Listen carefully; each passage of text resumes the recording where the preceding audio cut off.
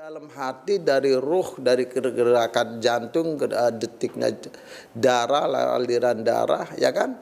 Kemudian berpikirnya otak, pikiran, akal. Itu penghayatannya gimana di dalam sholat itu?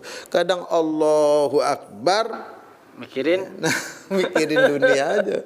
Dari mulai usoli sampai takbirat, sampai assalamualaikum, kadang cuma sedikit ingat Allahnya, kan gitu. Sangat sedikit. Maka di situ disebut sama Allah, wa qalilum min ibadiyasy syakur. Ini mana sholat itu sendiri.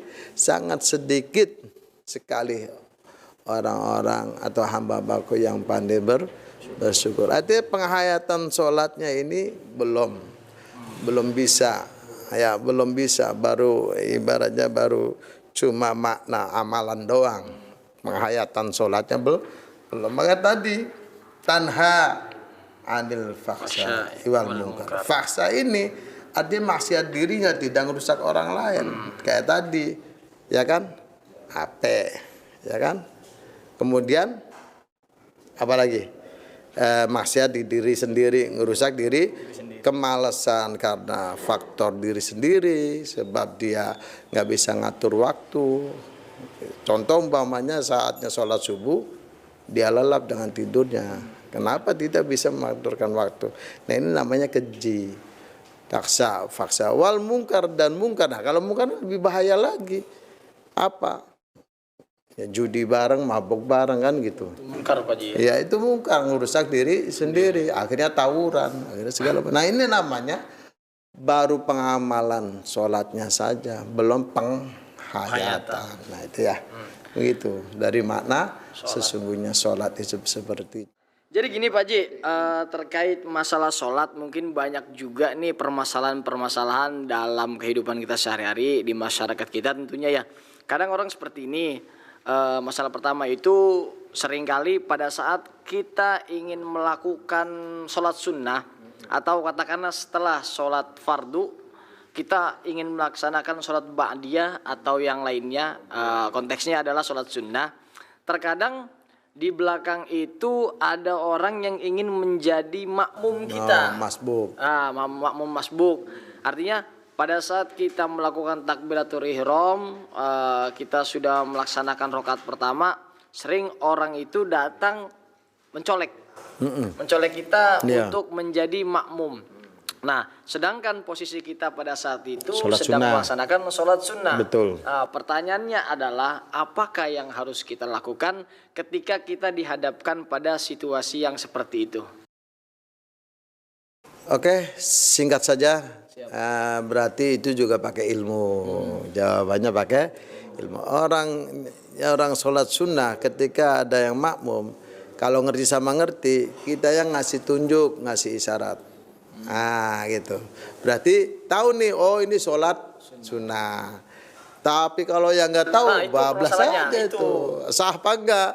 Nah, ini ada dua versi. Selagi dia niatnya benar, kemudian niatnya sesuai dengan ininya, jadi sesungguhnya sholat itu dinilai ada yang disebut dalam masing-masing. Ya, ada yang disebut sholat jamaah.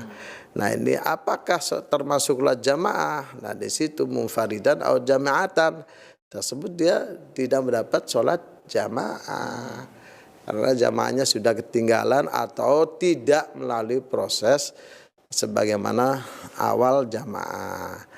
Karena ini nggak tahu, ya perlu ilmu.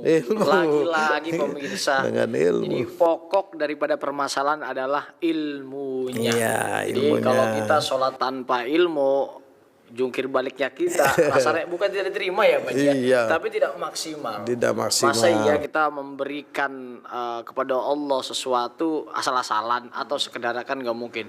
Sedangkan kalau kita memberikan sesuatu untuk orang yang istimewa, pastinya kita akan memberikan yang paling terbaik yang kita miliki. Nah, begitu pula dalam hal sholat.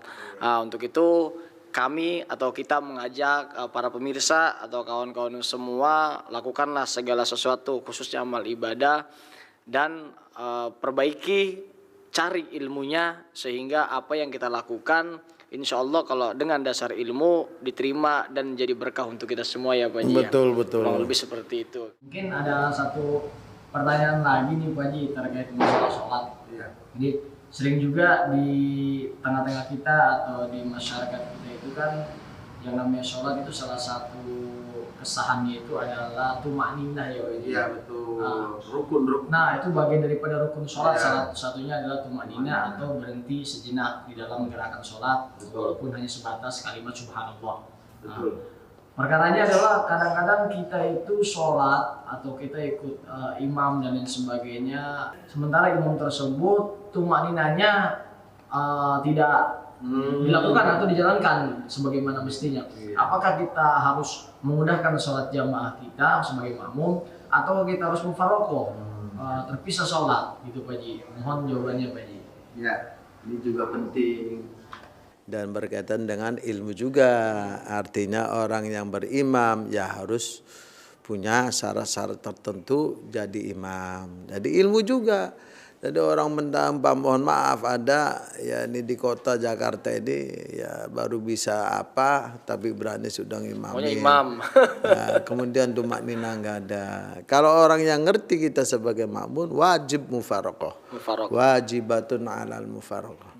Wajib atas orang yang tahu imamnya gerak-geriknya nggak pakai tumakninah atau bacaannya tidak fasih, tidak melalui ilmu tajwid, ya akan menyalahi arti, yaitu akan jadi masalah di sholatnya. Kita ngerti mufaroqoh. Mungkin juga bisa disampaikan Pak Haji bahwa kali ada bahasa mufaroqoh itu mungkin banyak teman-teman atau sahabat kita yang belum memahami makna daripada mufaroqoh itu sendiri. Jadi gini, namanya kita lagi sholat nih ya. Iya. Ternyata batal imamnya, batal menurut syar'i.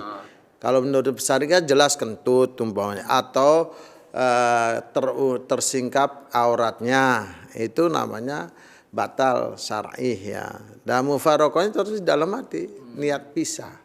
Tapi tidak membatalkan dirinya tetap. Umpamanya kita gerak bareng ya, ini udah mufaroqah nggak apa-apa. Jadi supaya di dalam bermasyarakat ini tidak curiga, ini musuhan nih orang ini gitu. Jadi kita mufaroqah itu banyak cara. Ini imam udah salah, kita mufaroqah dalam hati, walaupun gerakannya bareng nggak apa-apa. Tapi sudah mufaroqah. Nah, artinya tanggung jawab sholat itu sesungguhnya masing-masing. Adapun disunahkan sebagai berjamaah, tapi sesungguhnya sholat itu akan dihisab masing-masing dalam kategori yang tadi hadis awaluma yuhasabu bil abdu yaumal qiyamah as-shalah. Itu artinya masing-masing, bukan jamaah. Yang masing-masing itu ya diri sendiri kita masing-masing.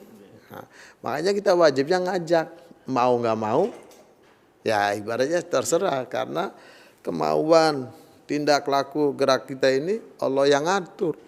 Jadi kita wajibnya ngajak, dia teman gak mau, ya nggak apa-apa, jangan dikeselin, malah kita doain aja, Allah kapan dia bisa gitu. Itu dakwah juga, jangan sampai diancam, jangan. Jadi kita ini anak kita umpamanya, ayo nak, kita sholat nak, pertama kedua nggak mau dikasih motivasi dengan beli apa, motivasi ini kalau mau sholat ini bisa ini kasih hadiah. Nah, diiming-iming gitu Pak Haji. Diiming-iming. Nggak apa-apa ya Pak Haji. Nggak apa-apa, itu awal pertama mengajak ya anak-anak kita, keluarga kita atau teman kita. Yuk sholat dulu yuk, ntar saya beliin rokok, nggak apa-apa itu. Enak banget itu, kalau itu wah pasti rame itu. Sholat yuk, ntar pulang dapat amplop.